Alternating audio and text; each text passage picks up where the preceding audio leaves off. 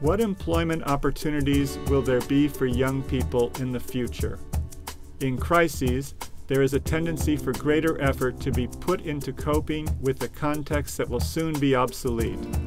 There is clear evidence that the technologies, working practices, and occupations that will be significant in 10 years' time have not yet been imagined. Employers find it notoriously difficult to predict what skills they will need, even though partnerships keep on asking them to do so. How can partnerships help young people prepare for future employment opportunities if there is no consensus about them? Andrew Harrison of Learning Studio outlines the issue.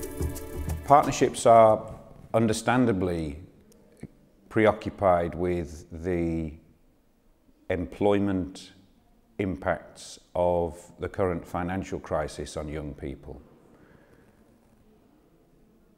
Throughout the OECD countries, young people are suffering disproportionately as a consequence of the financial downturn. However, there are significant risks that as partnerships redouble their efforts to support young people, employers and communities in these circumstances, they will pay insufficient attention to future opportunities, future trends and future skill needs.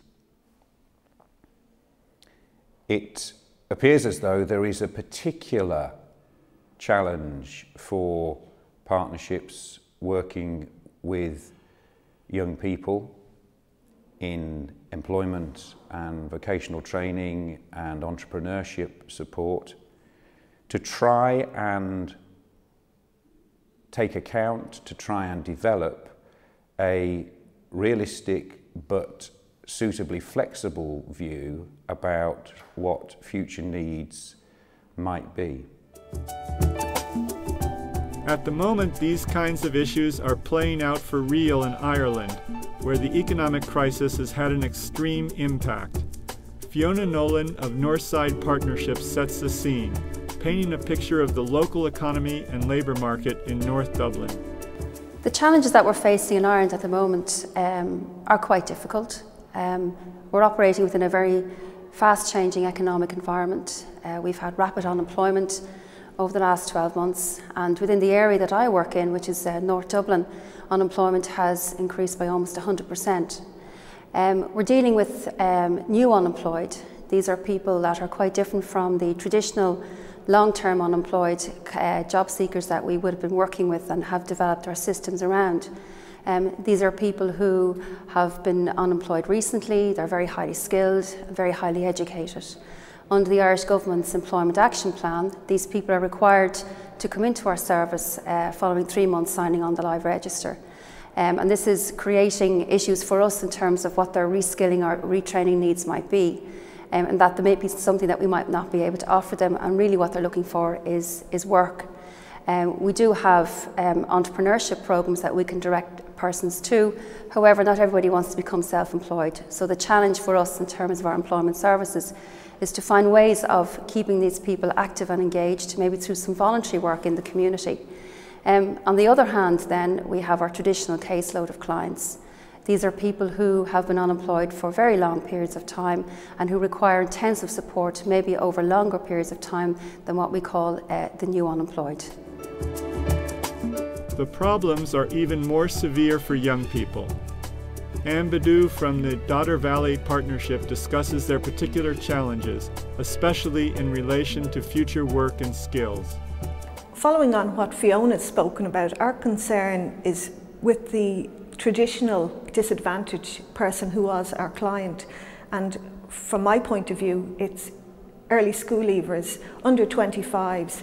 The increase in the amount of young unemployed is quite frightening. It's right across Europe, but it's particularly noticeable in the area in which I work, where unemployed under 25s can be as high as 20%, and in some cases up to 25% of the unemployed are young. We've developed some responses to early school leaving in the locality, and my concern is as the numbers of unemployed increase right across the board, that the more highly qualified will get, the resources will be put into the work for these more highly qualified young people to the detriment of the early school leaver. Already some of the responses that we put in place, such as a literacy programme and also an advocate to work with the young person who may not have the family support, they've been eroded, and I think that these are serious issues. One of the other issues for us, and a challenge really, is where are the jobs in the future? What additional training should we provide for young people? People talk about the knowledge economy and the green economy, but it's very hard for people to define exactly where those jobs should be and what are the skills that young people need to enable them to avail of those opportunities when they arise. So we think that perhaps for us the best way is to concentrate on what you might call the soft or generic skills, the skills of being a good team player, of knowing when to turn up for work, how to dress, how to accept guidance from a superior, how to use some perhaps the word, what am I looking for? To work on one's own initiative, because for a lot of young people coming from a very prescribed school atmosphere, it's very difficult to know what to do to work on their own. So I think that there are some of the items and the issues that are challenges for us as we move forward. Where might large numbers of jobs come from? What skills might be needed? What might be realistic expectations for employment in OECD countries? The reading of trends and the development of a sense of the future. What scenarios might be realistic? These are urgent challenges for partnerships. It is interesting to reflect that the value of partnership for young people now depends to some extent on the clarity and resilience of their vision of the future. Just like young people, partnerships need to be energetic, optimistic, and flexible.